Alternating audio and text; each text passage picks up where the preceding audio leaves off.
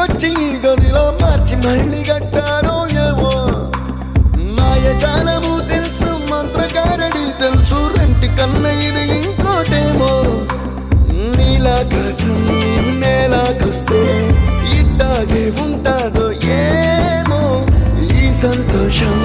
దాచాలంటే హృదయాలు ఓ వంద కావాలేమో ఇంతందంగా ఉంటుందా ఈ లోకం ఇన్నాళ్ళు ఈ మనసుకి తెలియాలేదే పాపం